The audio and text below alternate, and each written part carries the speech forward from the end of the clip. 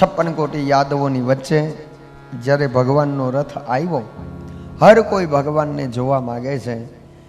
અને એમાં કૃષ્ણ રથમાંથી નીચે ઉતર્યા અને જેવા નીચે ઉતર્યાના પેલી વેલા સીધા રૂકમણીનો હાથ પકડી ભગવાન યશોદા પાસે ગયા. યશોદાજીને જઈ 11 વર્ષ અને 52 દિવસ પછી માँ ને દીકરાનું મિલન થયું છે. જબ સે શ્યામ ગયે હૈ વ્રજ છોડ કરકે, પછી તો ગોકુળ મથુરામાં 14 વર્ષ અને હવે તો દ્વારકાના રાજા. પણ યશોદાને પાછા મળ્યા જ નથી. અને યશોદા વૃદ્ધ થઈ ગયા છે, આંખે ઓછું દેખાય છે, કાને ઓછું સંભળાય છે, શરીર ઝૂકી ગયું છે, ચાલવાથી શરીરમાં થાક લાગે છે. આવી અવસ્થામાં યશોદા અને કનૈયો મળે છે. અને પછી યશોદાને વંદન કરે છે દ્વારકાનાથ. 56 કોટી યાદવ, આવડો મોટો સમાજ માં અને દીકરાનો આ પ્રેમ જુએ છે. અને દ્વારકાનાથે વંદન કર્યા. રૂકમણીને કીધું, રૂકમણી આ મારી યશોદા છે, એને પગે લાગો. યશોદાને લક્ષ્મી વંદન કરે. યશોદા લક્ષ્મીને આશીર્વાદ આપે. બધા જ ભેગા થયા. મધુમંગલ શ્રી દામો મન સુખો. મનમાં એક ફરિયાદ છે, કૃષ્ણ પાછો કેમ ના આવ્યો? આ વ્રજના લોકોને મનમાં ક્યાંક ફરિયાદ છે ભગવાન માટે. સૌને મળે છે અને પછી પોતાની માથે રહેલો સોનાનો મુગુટ ભગવાને નીચે ઉતાર્યો. યશોદાનો હાથ પકડીને કીધું કે માં, તમે કુશળ તો છો?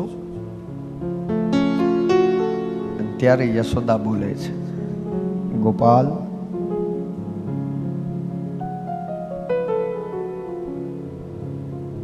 મેં સાંભળ્યું છે કે તું રાજા થઈ ગયો. યશોદા બોલે છે, હા માં.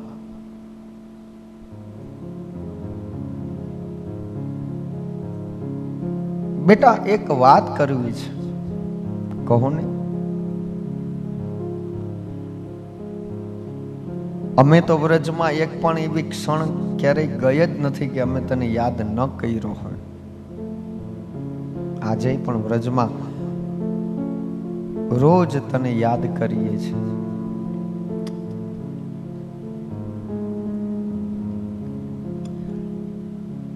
એક મારે તને એ વાત કરવી છે બેટા, તારી પાસે ક્ષમા માંગુ છું. મારી ભૂલ થઈ, મને સમજાય છે, મને માફ કરી દે. યશોદા ઉઠીને કૃષ્ણની ક્ષમા માગે છે. કૃષ્ણને થયું કે એવી તો માની શું ભૂલ થઈ કે દીકરા પાસે માફી માંગવી પડે, અને માં ઉઠીને ક્ષમા માગે, એમાંય તે વળી યશોદા. એટલે કીધું કે માં આમ કેમ બોલો છો? બોલે બેટા મને ક્ષમા કરી દેજે. કેમ? બોલે મને યાદ આવે છે કે તું જ્યારે વ્રજ છોડીને ગયો અને પાછો વ્રજમાં ના આવ્યો, આ તને મેં દોરડે બાંધ્યો ને, કદાચ તારા મનમાં ક્યાંક વાત ખૂચી ગઈ હોય તો આજે મારા સમાજની સામે તારી પાસે ક્ષમા માગું છું. આ વાત ભૂલી જજે. કૃષ્ણએ બહુ સારો જવાબ આપ્યો કે માં, જગતમાં બધું ભૂલી જવા તૈયાર છું. તે મને દોરડે બાંધ્યો હું ક્યારેય ભૂલી નહીં શકું. તારા હાથે બંધાવા તો મેં અવતાર લીધો છે. મને કોક બાંધે, મને કોઈ પકડે, મને કોઈ ઠપકો આપે, હું કોઈના ખોળામાં માથું મૂકીને હળવો થાઉં, આવો પ્રેમ મને મારા વૈકુંઠમાં નથી મળ્યો જે તે મને આપ્યો છે. અને પછી યશોદા કહે છે, લાલા એક વાત કહું? બોલે હા. જો મેં તારા માટે માખણ બનાવીને લાવી છું. પોતાના હાથે ધ્રુજતા આંગળીએ, ધ્રુજતા હાથે પણ યશોદાએ ગંગી ગાયનું માખણ બનાવ્યું. અને પછી યશોદાએ કૃષ્ણને, દ્વારકાનાથને આપ્યું. બેટા મને ખબર છે મારા હાથ સિવાય ક્યારેય તું કોઈના હાથનું માખણ નથી ખાતો. લે બેટા, આમ કહીને જ્યાં માખણ આપ્યું, માખણ જોયું અને કૃષ્ણ રૂકમણીનો હાથ છોડી માખણને જોવા લાગ્યા. યશોદાને પૂછ્યું, માં, મારા માટે તમે આ ઉંમરે માખણ વલોવીને લાવ્યા? સાચું કહું માં, 56 ભોગ મને રૂકમણી ખવડાવે દ્વારકામાં, પણ તારા હાથ સિવાય મેં ક્યારેય એના હાથનું માખણ નથી ખાધું. આમ કહીને ભગવાન માખણ આરોગે, બધા જુએ, અને યશોદા એના વાકડિયા વાળમાં હાથ ફેરવતા કહે, બેટા, તારો પરિવાર, તું બધા કુશળ તો છો ને? આ યશોદાએ પૂછ્યું છે.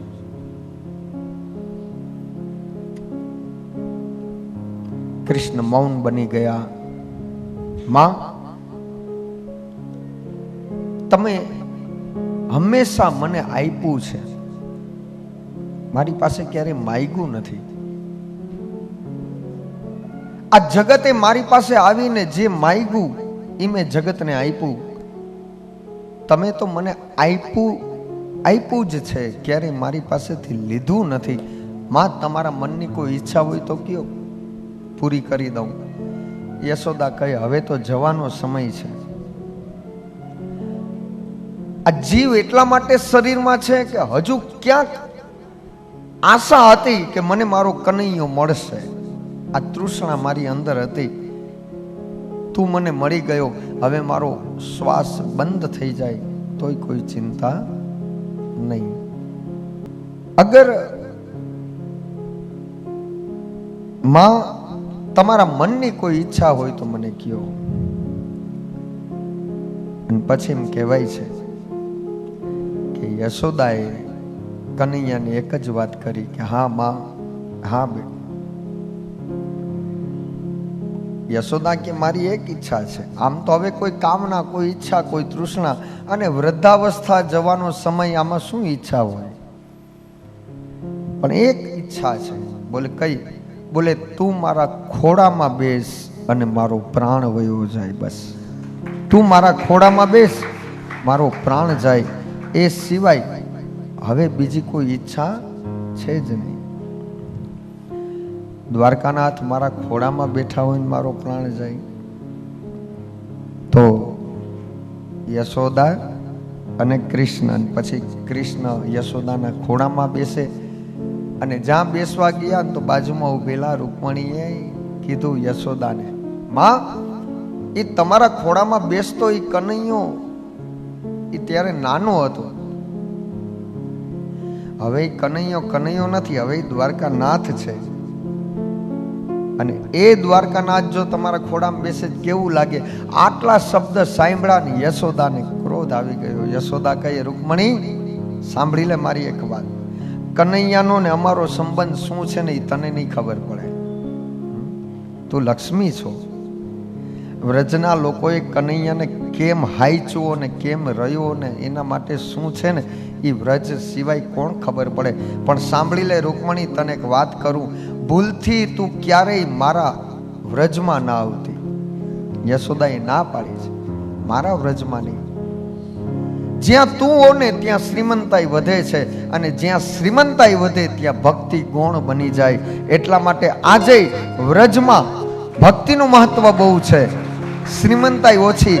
દ્વારકામાં લક્ષ્મી સાથે ભગવાન રહે એટલે અહીંયા લક્ષ્મીનું પ્રાધાન્યતા વધારે છે. અહીં શ્રીમંતાઈ બહુ દ્વારકામાં, જ્યારે વ્રજમાં ભક્તિનું મહત્વ બહુ છે. એટલે આજે ગિરિરાજની પરિક્રમા કરતા લોકો રાત દિવસ ગોવિંદ ગોવિંદ. વૃંદાવનમાં જાવ તો રમણ રેતીમાં લોકો આડોટે ગોપાલ ગોપાલ. રજનું ને વ્રજમાં ભક્તિનું મહત્વ બહુ છે, જ્યારે દ્વારકામાં શ્રીમંતાઈનું મહત્વ બહુ. એક વખત દ્વારકાની અંદરમાં ભગવાન દ્વારકાધીશ પ્રદક્ષિણા કરતા હતા દ્વારકાની. અને દ્વારકાની પ્રદક્ષિણા કરતા કરતા ભગવાને એક દ્રશ્ય જોયું દ્વારકામાં. અને દ્રશ્ય કયું? તો કે ભગવાન જતા હતા અને કોઈ એક દ્વારકાનો નાગરિક એના ઘરમાં તાળું મારતો હતો. તાળું, આ તાળું જોઈને ભગવાને કીધું કે એલા નાગરિક, તારા હાથમાં જે યંત્ર છે તે યંત્ર કયું? આ શું છે? પેલા નાગરિકે કીધું કે પ્રભુ, આને તાળું કહેવામાં આવે છે. પહેલી વાર દ્વારકાનાથે દ્વારકામાં તાળું જોયું. તાળું જોયું એટલે ભગવાન સમજી ગયા કે આપસુકન છે. હવે દ્વાપર યુગ પૂરો થાય છે ને કળિયુગ આવવાનું એંધાણ છે. તાળું જોયું ને એટલે કળિયુગને આવવાની નિશાની. કારણ કે તાળું એટલે અવિશ્વાસ, અને અવિશ્વાસ એટલે કળિયુગનો મિત્ર છે. અવિશ્વાસ, કળિયુગમાં અવિશ્વાસ બહુ છે. વિશ્વાસ ન હોય, ભરોસો ન હોય એટલે ઘરમાં દરવાજો લગાડીએ. વિશ્વાસ નહીં, ઘરમાં ભરોસો નહીં એટલે તાળું મારીએ. અને વિશ્વાસ પૂરેપૂરો મરી જાય ને, અથવા વિશ્વાસને મારી નાખો ને, એટલે સીસીટીવી કેમેરાનો જન્મ. સીસીટીવી કેમેરો એટલે વિશ્વાસનું કતલ, વિશ્વાસનું ખૂન, વિશ્વાસ જ નહીં. અને એકવાર વિશ્વાસ ગયો ના, ભરોસો, વિશ્વાસ આ એવા શબ્દ છે જેને કમાવવા, જેને મેળવવા ને માણસનું આખું જીવન વયું જાય. કોઈનો વિશ્વાસ જીતવો, કોઈનો ભરોસો, અને એ વિશ્વાસ ઉપર જ્યારે પ્રહાર કરવામાં આવે, એકવાર વિશ્વાસઘાત થયો ને, વિશ્વાસ મેળવવો બહુ કઠિન છે. અને એમાંય સીસીટીવી કેમેરો એટલે વિશ્વાસનું પતંગ. તાળું જોયું એને એમ થયું કે હવે મારે જવાનો સમય નિકટ આવી ગયો. ભગવાન જાણી ગયા. આ થતા અપશુકનને દૂર કરવા ભગવાને ઋષિઓને બોલાવ્યા. દુર્વાસા, ભરદ્વાજ, ગૌતમ, મેઘાતીર્થ, દેવલ, આવા ઋષિઓ આવ્યા. દ્વારકામાં યજ્ઞ કર્યો. યજ્ઞ કરી અને દ્વારકાથી દૂર પિંડારાપુરી તીર્થમાં તેઓ જપ કરવા માટે બેઠા છે. પિંડારા નામના તીર્થમાં ગયા, જપ કરે. એ અરણ્યમાં, એ જંગલમાં ભગવાન કૃષ્ણના જ સંતાન જાંબુવંતીનો દીકરો શાંબ, પછી પ્રદ્યુમ્ન, અનિરુદ્ધ આદિ બધા રાજકુમારો ભેગા થઈ વનમાં, અરણ્યમાં રમત રમતા હતા. એમની નજર પડી ઋષિઓ ઉપર. આ ઋષિઓ જપ કરવા બેઠા હતા. અને ત્યારે ભૂમિના ભારને દૂર કરવા માટે આવેલા કૃષ્ણ પરમાત્મા જ્યારે કળિયુગના એંધાણને જુએ છે, આ તરફ યાદવોના સંતાનો ઋષિઓને તપશ્ચર્યા કરતા જોયા એટલે એની મસ્કરી કરવાની ઈચ્છા થઈ. સત્તા અને સંપત્તિના અભિમાનમાં ચૂર બનેલા યાદવ કુમારો, એમાં જાંબુવંતીનો દીકરો શાંબ. આ શાંબ સ્ત્રીનું રૂપ લે છે. જુઓ, છે પુરુષ, રૂપ લે છે સ્ત્રીનું. સ્ત્રી જેવી સાડી પહેરી ઋષિની મસ્કરી કરવી એટલે જેમ સ્ત્રીને ગર્ભ રહીએ એમ પોતે પણ ગર્ભને ધારણ કરે છે. ખોટો ગર્ભ ધારણ કરે છે. ખોટો ગર્ભ લઈ ઋષિઓની પાસે જઈ મસ્કરી કરી. અન્ય યાદવ કુમારો કહે કે અમારી જોડે રહેલી આ સ્ત્રી, એના ગર્ભમાંથી દીકરો જન્મશે કે દીકરી? ઋષિઓએ આંખ બંધ કરીને જોયું તો ખબર પડી આ પુરુષ છે, અમારી મસ્કરી કરવા સ્ત્રી બન્યો છે. એટલે પછી ક્રોધ આવ્યો. અને જેવો ક્રોધ આવ્યો એટલે ઋષિઓએ શ્રાપ આપ્યો. સાંભળી લો હે યાદવો, તમે સત્તા અને સંપત્તિના મદમાં એવા ચૂર બન્યા છો, માટે તમને શ્રાપ આપું છું. જ્યારે આ વસ્ત્ર દૂર કરશે સ્ત્રીના, એટલે એ વસ્ત્રમાંથી કુલનાશનમ મૂષલહ, આમાંથી એક એવું મૂષળ પ્રગટ થશે કે તમારા સમગ્ર કુળનો નાશ કરી દેશે. અમારો શ્રાપ છે. આ શ્રાપ મળ્યો. યાદવ કુમારોને મનમાં ભય થયો. વસ્ત્ર દૂર કર્યા તો અંદરમાંથી એક લોઢાનું મૂષળ ઉત્પન્ન થયું. આ મૂષળ થયું ના એટલે મનમાં વિચાર્યું કે જો આ વાતની ખબર દ્વારકાનાથને પડશે તો એ ઠપકો આપશે. ભગવાનથી વાતને છુપાવવા કંસના પિતા ઉગ્રસેનની પાસે ગયા. યાદવ કુમારોએ ઉગ્રસેન રાજાને કીધું કે ઉગ્રસેનજી, અમારાથી અજાણતા ઋષિઓનો અપરાધ થયો. આ મૂષળ, હવે આપ કહો, આ મૂષળનું અમે શું કરીએ? ઉગ્રસેને સલાહ આપી, આને ભૂકો કરી અને દરિયામાં પધરાવી દો, દરિયામાં એ જતો રહેશે. યાદવ કુમારોએ મૂષળનો ભૂકો કરી દરિયામાં પધરાવ્યો. એક કટકો માછલું ઓગાળી ગયો દરિયામાં. બાકીનો જે ભૂકો હોય તો એ બધો તણાતો તણાતો દરિયાના કાંઠે એરકા નામની વનસ્પતિ બનીને ઉગે છે, ઘાસ. આજે પણ અમારા ઓખામંડળમાં, આપણા ઓખામંડળમાં આ એરકા નામની વનસ્પતિ ઉગે છે. શ્રાપિત વનસ્પતિ છે. અને એ એરકા નામની વનસ્પતિ ઉગી. એકવાર દ્વારકાનાથે યાદવોને ભેગા કરીને કીધું કે ક્યારેય પણ મારી દ્વારિકામાં કોઈએ મદિરા પીવી નહીં. મદિરા પીવાથી માણસનો વિવેક વયો જાય છે, એટલે મદિરા ન પીશો. ગુજરાતમાં તો દારૂબંધી છે, પણ ઓલ ઓવર વર્લ્ડમાં પેલવેલા જો દારૂબંધીની કલમ અમલમાં મુકાણી હોય ને તો એ દ્વારકા છે. કૃષ્ણએ દ્વારિકામાં યાદવોને ના પાડી, કોઈ મદિરા ન પીશો. અને આપણા ચંદ્રકાંત બક્ષી સાહેબે બહુ સારું લખ્યું કે જેટલા લોકો દરિયામાં ડૂબીને નથી મર્યા, એટલા દારૂમાં ડૂબીને મરી ગયા છે. દારૂએ જેટલાને ડૂબાડ્યા ને એટલા તો દરિયાએ નહીં ડૂબાડ્યા. દારૂ પીવાથી વિવેક વયો જાય, વિવેક વયો જાય એટલે ક્રોધ આવે, ક્રોધ આવવાથી પાપ થાય. પરિણામ સ્વરૂપે માણસનું પતન થાય. ભગવાને ના પાડી, પણ ભગવાનના વચનો સાંભળવા તૈયાર નહીં. પરિણામે આખા યાદવ સમાજને લઈને સોમનાથ તીર્થ ત્રિવેણીના કાંઠે ભગવાન આવ્યા. યાદવો ગાયો ચરાવતા હતા. ગાયો ચરાવતા ચરાવતા ચરાવતા મદિરા પીવા લાગ્યા. મદિરાથી મદોન્મત્ત બનેલા યાદવો યુદ્ધ કરવા લાગ્યા, અંદરો અંદર ઝઘડા કરવા લાગ્યા. અસ્ત્ર શસ્ત્રથી યુદ્ધ શરૂ થયા. અંતે શસ્ત્રો ખૂટી ગયા. એરકા નામની વનસ્પતિથી એકબીજાને મારવા લાગ્યા, એકબીજાને હણવા લાગ્યા. અને ત્યારે ભગવાન અટકાવે છે, પણ ભગવાનના શબ્દ, એના વાક્ય સાંભળનાર કોઈ નથી. ભગવાન જાણી ગયા કે હવે દ્વાપરનો અંત છે, કળિયુગનો પ્રારંભ છે. ગગન મંડળમાંથી દેવતાઓ પ્રાર્થના કરે, પ્રભુ હવે આવો તમારા ધામમાં. ભગવાને કીધું કે સમયની પ્રતીક્ષા કરો. અગર મારા આવવા હું ત્યાં આવી જાઉં, પાછળથી યાદવો પૃથ્વી ઉપર રહેશે તો આ પૃથ્વીને ભારરૂપ બનશે. મારી ઈચ્છા છે મારા આવ્યા પહેલા મારા યાદવોને મોક્ષ આપી દઉં, જેથી કરીને પૃથ્વીનો ભાર દૂર થાય.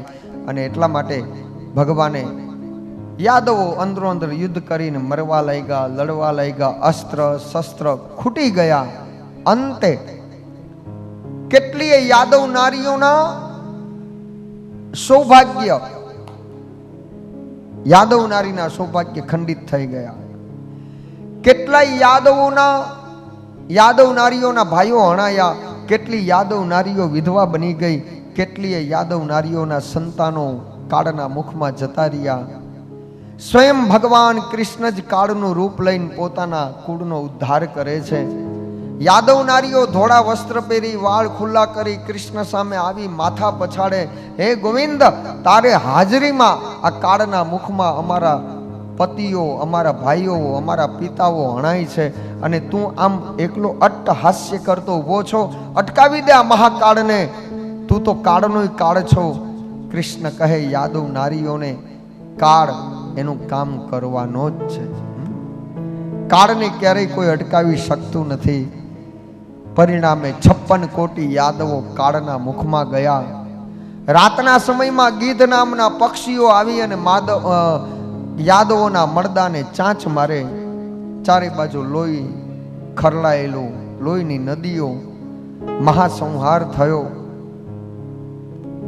અને એ પછી દાઉજીએ કૃષ્ણનો હાથ પકડીને એટલું જ કીધું, ગોપાલ, હવે મને રજા દે, હું મારા ધામમાં જાઉં છું. યાદવમાં હવે કોઈ રહ્યું નહીં. આખો યાદવ સમાજ જતો રહ્યો. કૃષ્ણ અને બલરામ એકબીજાનો હાથ પકડી યાદવોના મરદાને કૂદતા કૂદતા સોમનાથ મહાદેવ જ્યોતિર્લિંગમાં પહોંચ્યા. મહાદેવના મંદિરે વંદન કરી સોમદત્ત નામનો એક પવિત્ર બ્રાહ્મણ બંને ભાઈઓને આવતા જોઈ, એમને રડતા જોઈને પોતે પણ રડે. સોમદત્ત નામના બ્રાહ્મણે કૃષ્ણ અને બલરામ પાસે શિવજીનો અભિષેક કરાવ્યો. હાથેથી જલાધારી અર્પણ કરે, આંખથી પણ કૃષ્ણની આંખના આંસુ એ શિવજીની શિવાલય ઉપર એ અશ્રુપાત થયો. દાઉજીએ કૃષ્ણ પાસે વિદાય માગી. પદ્માસન વાળી દરિયાના કાંઠે દાઉજી બેઠા. જમણા પગના અંગૂઠામાંથી ષડ ચક્રને ઘુમાવતા ઘુમાવતા પ્રાણને બ્રહ્મરંધમાં લાવી દાઉજીએ પોતાના ધામમાં પ્રાણ તેજને સમર્પિત કર્યું. નાશવંત શરીર ઢગલો થઈને દરિયાના કાંઠે પડી ગયું. એક ઉર્જા, એક ચેતના દાઉજીની એના ધામમાં પ્રગટ થઈ. દાઉજી ન રહ્યા. કૃષ્ણ કહે, હવે હું એકલો રહીને શું કરું? ભગવાન પ્રાચીના પીપળે આવ્યા. ઉદ્ધવને ખબર પડી પ્રભુ જાય છે એટલે ઉદ્ધવ આવ્યો. ઉદ્ધવને શ્રીમદ ભાગવત રૂપી જ્ઞાન ઉપદેશ આપ્યો. ઉદ્ધવ, મારા ભાગવતનો પ્રચાર પ્રસાર કરજે. મારા ગયા પછી કળિયુગ આવશે. કળિયુગની અંદરમાં અનેક પ્રકારના ગુણદોષ ભરેલા હશે, પણ હે ઉદ્ધવ, આજ કલિયુગમાં મોટામાં મોટો સદગુણ છે મારી કથાનો આશ્રય, મારા નામનો આશ્રય. જે કોઈ જીવ કલિકાલમાં મારી કથાનો આશ્રય કરશે, નામનો આશ્રય કરશે, એને કળિયુગ ક્યારેય સતાવશે નહીં. મારું રૂપ, મારું તેજ, મારા ગુણ, મારું બળ, મારું ભાગવતને આપું છું. હે ઉદ્ધવ, લે આ મારું ભાગવત અને આ મારા ભાગવતનો પ્રચાર અને પ્રસાર કરજે. ઉદ્ધવ ભાગવતને મસ્તક પર લઈ અને બદ્રિક આશ્રમ તરફ જાય છે. ઉદ્ધવ, રસ્તામાં તને મારો વિદુર મળે તો મારું ભાગવત મારા વિદુરને આપજે.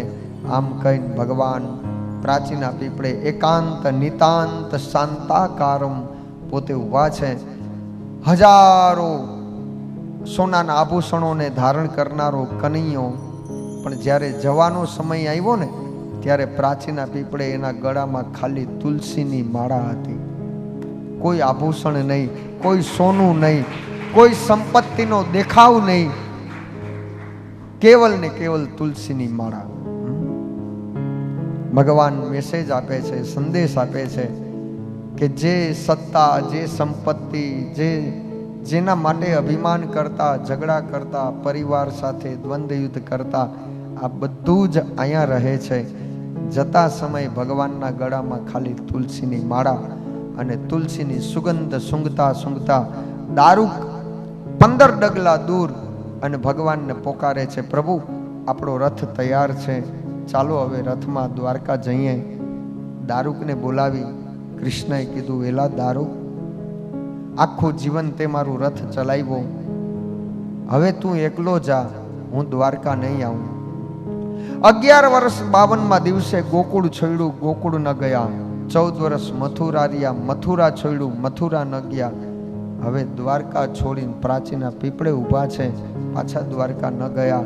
કૃષ્ણએ દારૂકને કીધું, દારૂક, મારી રૂકમણી, મારી મિત્રવિંદા, મારી નાગનજીતી, મારી 8 મુખ્ય પટરાણી, જે શેષ ગોવાળો ગોપિયા છે, આમને જઈને સંદેશ આપો કે હવે જલ્દી બને તો દ્વારકા ખાલી કરી દે.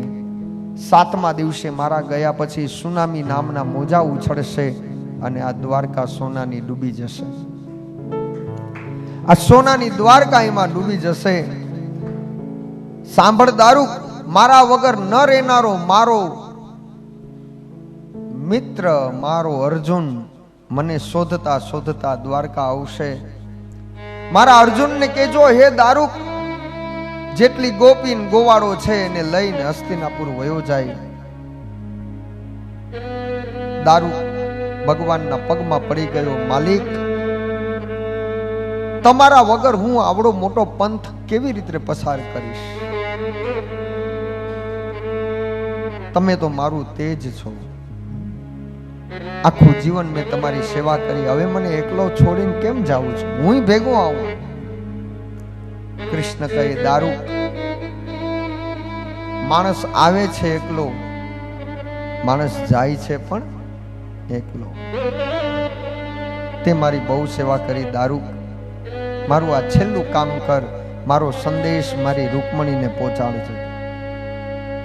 હૃદય પર પથ્થર રાખી દારૂક વિદાય થયો. આકાશમાંથી દેવતાઓ રથ લઈને નીચે આવ્યા. પ્રભુ પધારો, હવે આપણે જઈએ. ભગવાને કીધું કે સમયની પ્રતીક્ષા કરો, હું જરૂર આવીશ. અને પછી ભગવાન આંખ બંધ કરી મૌન બની ગયા. પ્રાચીના પીપળે પ્રભુ એકાંતમાં, અને બરોબર ભગવાનથી 100 ડગલા દૂર એક ઝાડ પાછળ સંતાઈને કોઈ જરા નામના પારધીએ હરણના શિકાર કરવા માટે બાણ છોડ્યું. અને જ્યાં બાણ છૂટ્યું અને બાણ સીધું ભગવાનના પગમાં લાગ્યું. પારધીને એમ થયું કે આ હરણનું મુખ છે, ભગવાનનું ચરણ એટલે એને હરણનું મુખ લાગ્યું. અને જ્યાં બાણ છોડ્યું ભગવાનના શરીરમાં વાગ્યું, ચરણમાં લોહીની ધાર થઈ. માનવ રુધિર જોયું એટલે પારધી ભાગતો દોડતો આવ્યો, કૃષ્ણના પગમાં પડી ગયો. પ્રભુ, મારા જેવા પાપીને સજા આપો. અજાણતા મેં તમને બાણ માર્યું, આ બાણ માર્યું એની સજા મને કંઈક નરક આપો. મેં તમને બાણ માર્યું. આમ કહીને પારધી પડી ગયો. પારધીને ઉઠાવીને ભગવાને કીધું કે પારધી, જગત છોડીને તારે જવાનું છે, જગત છોડીને મારે જવાનું છે, પણ સાંભળી લે પારધી, તારું બાણ મને ન વાગે ત્યાં સુધી હું ભગવાન હોવા છતાં પૃથ્વી ન છોડી શકું. પારધી કહે, પ્રભુ આમ કેમ બોલો છો? પારધી, હું જેને મારું ઈ તો તરે, મને જે મારે ઈ પણ તરે છે. તારું કલ્યાણ થાય. હું વૈકુંઠ પછી જઈશ. પારધી, પેલા તને વૈકુંઠ મોકલું છું. અંતકાળે પારધીને ભગવાન મળી ગયા. પણ પારધીને ભગવાને કીધું કે પારધી, તારું બાણ મને વાગ્યું, આ વિધાતાના લેખ છે. તું પારધી તને નથી ઓળખતો કે તું કોણ છે, પણ તને હું ઓળખું છું, તું કોણ છે. ત્રેતા યુગની અંદરમાં પારધી, તું વાલી નામે વાનર હતો. તારો કોઈ દોષ નહીં, કોઈ અપરાધ નહીં, છતાં મેં તને ઝાડ પાછળ સંતાઈને બાણ માર્યું. આ દ્વાપર યુગમાં મારો કોઈ દોષ નહીં, મારો કોઈ અપરાધ નહીં, તે ઝાડ પાછળ સંતાઈને બાણ માર્યું. તારો ને મારો આ હિસાબ અહીંયા પૂરો થાય છે.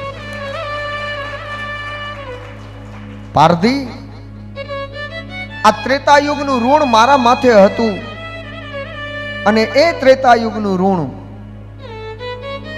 આજે દ્વાપરમાં હું ચૂકવીને જાઉં છું. ભગવાન કેવા માંગે છે, ભલે ને હું ભગવાન કેમ ન હોઉં, ઈશ્વર કેમ ન હોઉં, પણ એક વાત યાદ રાખજો, જગતમાં ક્યારેય કોઈના ઋણમાં અટવાતા નહીં. નહીતર ઋણ ચૂકવવા માટે કીડીથી લઈને હાથી સુધી માણસે કોઈ પણ રૂપે કોઈ પણ ભોગે એ ઋણ ચૂકવવા આવવું જ પડે છે.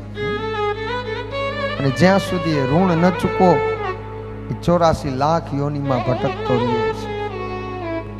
કૃષ્ણ જેવા કૃષ્ણએ પારધીને કીધું કે તારું ઋણ હતું મારી માથે છેલ્લે, તને દઈને જાઉં છું. પારધી, આજથી તું મુક્ત થયો ને હું મુક્ત થયો. અને આમ કહીને પારધીને ભગવાને વૈકુંઠ આપ્યું. ભગવાન પોતે રથમાં બેઠા. આકાશમાં દુંદુભીઓના નાદ. એક બાજુ હર્ષ છે, પૃથ્વીમાં શોક છે. પૃથ્વી છોડીને ભગવાન જાય એટલે પૃથ્વી રડે. સ્વર્ગના દેવો હસે છે કે ભગવાન આવે છે. આ સંસારનો નિયમ છે. ક્યાંક હર્ષ છે તો ક્યાંક શોક છે, ક્યાંક સુખ છે તો ક્યાંક દુઃખ છે. ક્યાંક માંડવામાં જાન આવે એના વધામણાના ગીત ગવાય છે, તો પાડોશમાં જ ક્યાંક જાન વિદાય થાય, ક્યાંક અર્થી બંધાતી હોય છે, અને ક્યાંક પાલખી શણગારવામાં આવતી હોય છે. જીવનના દરેક રંગને માણસે જોવાના છે. આ બાજુ દારૂક દ્વારિકા આવ્યો. રૂકમણીએ કૃષ્ણને રથ વિહોણા એકલા દારૂકને જોઈ અને રૂકમણીએ કીધું, દારૂક તું તો આવી ગયો, પણ રથનો માલિક ક્યાં ગયો? અને ત્યારે દારૂકે કીધું, માં, મને ને તમને આ જગતને છોડીને હવે કૃષ્ણ સ્વધામ જાય છે. અને આટલા જ સમાચાર સાંભળ્યા મિત્રવિંદા રૂકમણી નાગ્નજીતી એક પછી એક બધી જ રાણીઓ ભગવાનના નામ લેતા સાથે દેહને પાડવા લાગી, દેહને છોડવા લાગી. એક પછી એક રૂકમણી આદિ વિચાર કરે કે કૃષ્ણ વગર જીવન જીવવું આ કલ્પના માત્ર જ દેહનો ત્યાગ કરી દે છે, કૃષ્ણ વગર ન જીવી શકીએ. એવામાં અર્જુન આવ્યો. દારૂ કે અર્જુનને કીધું કે શેષ ગોવાળો અને ગોપીઓને લઈને હે અર્જુન તમે હસ્તિનાપુર જજો. જતા જતા કૃષ્ણએ સંદેશો આપ્યો, હવે કૃષ્ણ ક્યારેય આ પૃથ્વી છોડીને હવે જઈ રહ્યા છે. અર્જુનને તો વજ્રઘાત થયો કે મારો મિત્ર મને છેતરીને વયો ગયો, મને મારા કૃષ્ણએ કીધુંય નહીં મારો કૃષ્ણ આ જગત છોડીને જાય.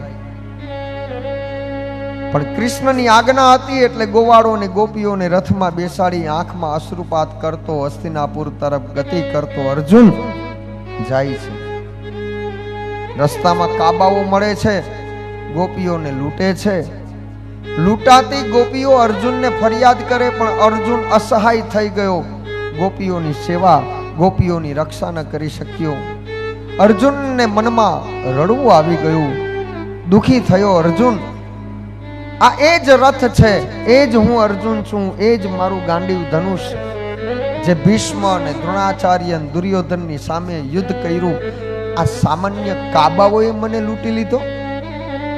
મારું બળ ક્યાં ગયું, મારું તેજ ક્યાં ગયું, મારું શૌર્ય ક્યાં ગયું?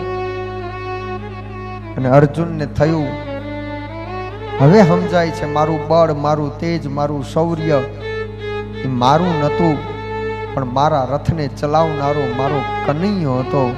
મારું કૃષ્ણ ગયો, મારું બળ ગયું, મારું કૃષ્ણ ગયો, મારું તેજ ગયું.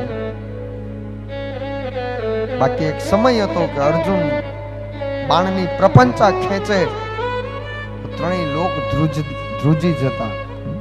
આજે એ જ અર્જુન, એ જ બાણ, એ જ રથ નિસહાય. અર્જુન હસ્તિનાપુર પહોંચ્યો.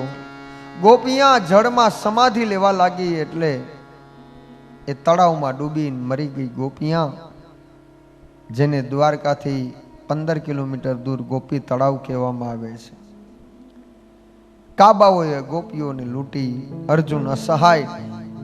યુધિષ્ઠિરે અર્જુનને નતમસ્તક જોઈને પૂછ્યું કે એલા અર્જુન તું કેમ આવી રીતે ઉદાસ છો, કેમ રડે છો?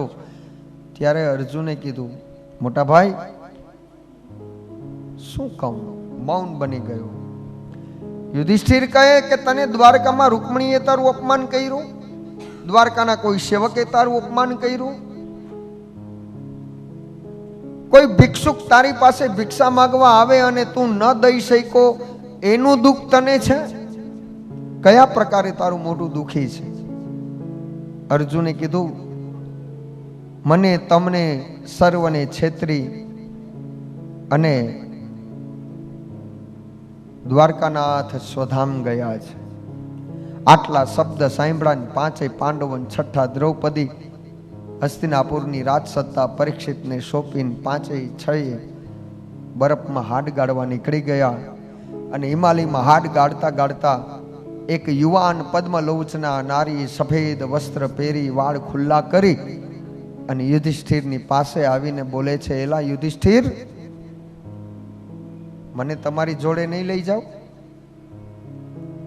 અરે ભીમ ક્યાં ગઈ તારી ગદા, જે ગદાનું તને અભિમાન હતું?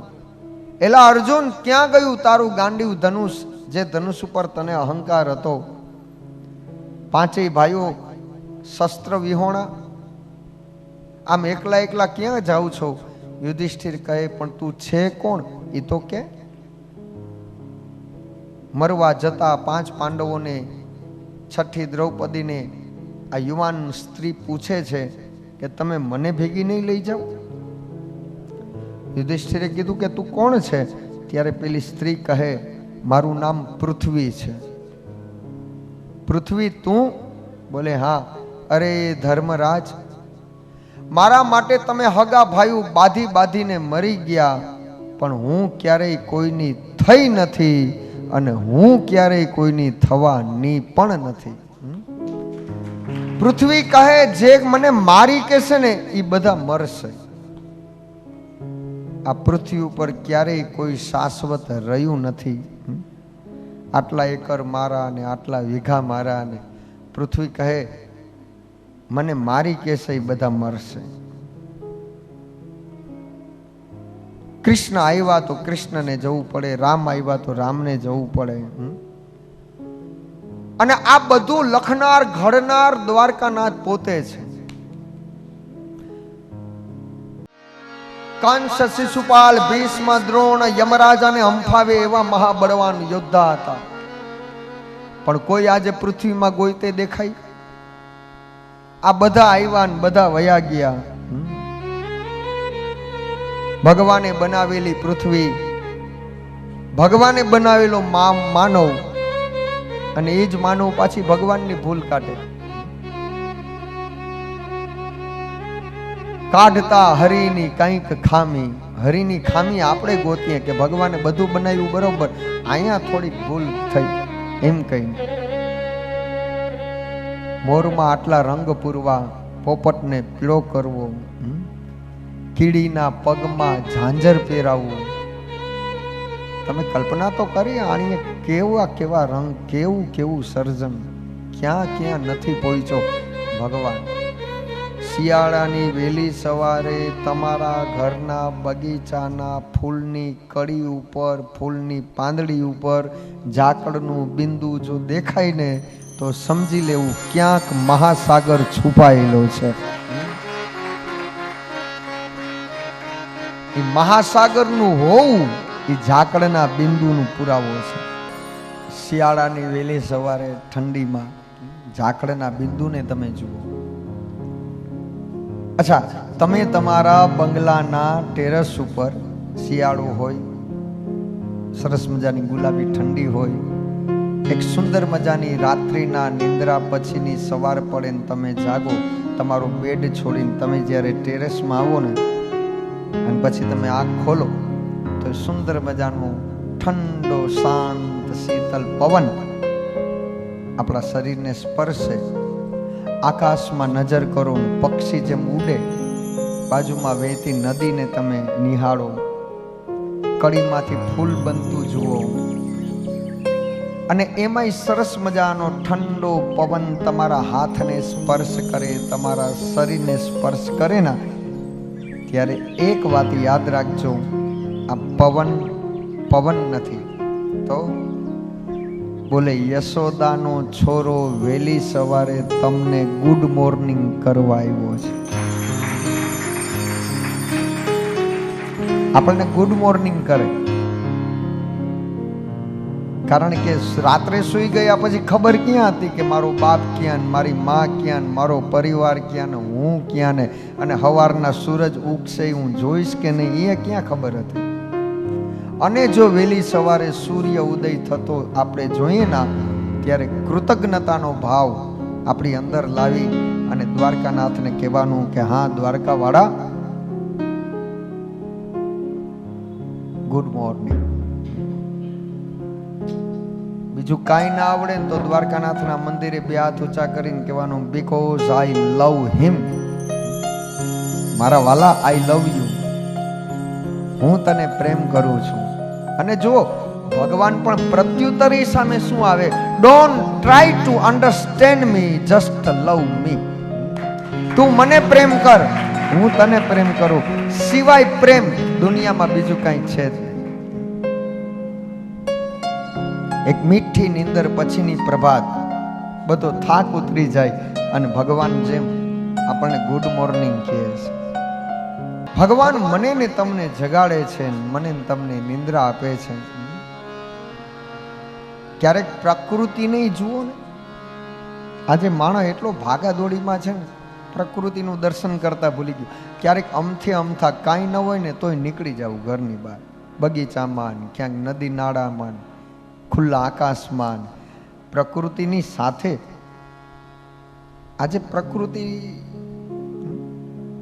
માણસ ભૂલતો જાય છે. બાકી ભગવાન તો આપણી આસપાસ છે, આપણા પાસમાં, આપણા શ્વાસમાં છે.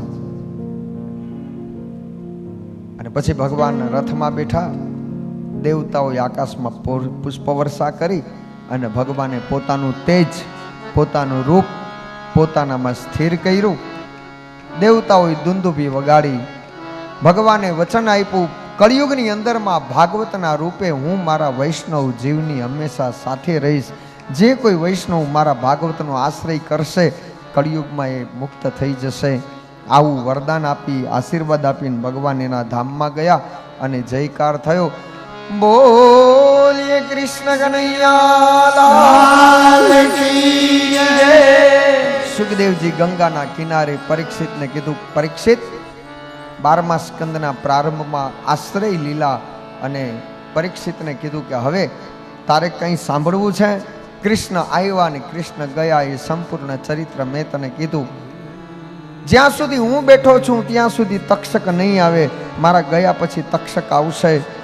પરીક્ષિત, તારા મનમાં હજી કોઈ પ્રશ્ન હોય તો મને કે. પરીક્ષિતે કીધું, એક પ્રશ્ન છે પ્રભુ, કળિયુગ કેવો હશે ને કળિયુગના લોકો કેવા હશે એના વિશે મને કહો. એટલે સુખદેવજીએ કીધું, જે જરાસંધનું ચરિત્ર મેં તને કીધું એ જ વંશમાં આગળ જતા પુરંજય રાજા થશે. આ પુરંજય રાજાના વંશમાં એનો જ મંત્રી કપટ કરી રાજાને મારી નાખશે. મંત્રી રાજા બની જશે.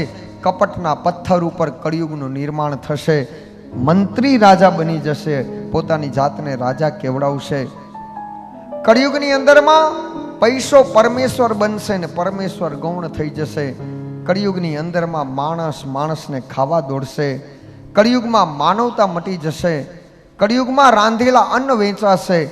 કળિયુગની અંદરમાં વરસતા વાદળાઓ બંધ થઈ જશે. વાદળાઓમાં કેવળ વીજળીના કડાકા રહેશે. પાણી વરસતું બંધ થઈ જશે.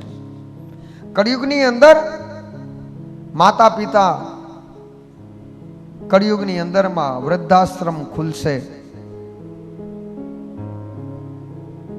સંન્યાસાશ્રમ, વાનપ્રસ્થાશ્રમ, ગ્રસ્થાશ્રમ, આપણા શાસ્ત્રો કહી તમે રહો બનાવો એમાં કોઈ વાંધો નહીં, પણ વૃદ્ધાશ્રમ બનાવો એ આપણા કોઈ શાસ્ત્રમાં લખ્યું નથી.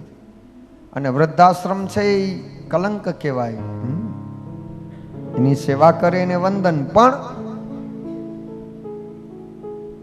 મા બાપ જે સંતાનને નાનેથી મોટા કરીને પછી એના હાથ ધ્રુજે, જો સંતાન એનો હાથ ન પકડે તો એ સંતાન ધર્મ નથી. બે મિત્ર હતા. એક જણે એક મિત્રને કીધું કે હું મારા મા બાપને આજે જ અનાથ વૃદ્ધાશ્રમમાં મૂકીને આવ્યો, તું મૂકી આવ. ત્યાં સરસ મજાના વ્યવસ્થા છે, એર કન્ડિશન રૂમ છે, ફ્રીજ છે, કલર ટીવી છે, સોફા છે, ડાઇનિંગ છે. આપણા ઘરમાં ન હોય ને બધું છે. તું તારા મા બાપને મૂકીને આવ. પેલા મિત્રએ બહુ સારો જવાબ આપ્યો, તું તારા મા બાપને વૃદ્ધાશ્રમમાં મૂકીને આવ્યો એનું તને ગર્વ છે, અભિમાન છે. આમાં દોષ તને નથી દેતો. દોષ દેવો હોય તો તારા મા બાપને આપું છું. તારો જન્મ થયો એ સમયે જો તારા મા બાપ તને અનાથાશ્રમમાં મૂકી આવ્યા હોત તો આજે ને વૃદ્ધાશ્રમમાં જવાની જરૂર ન પડે.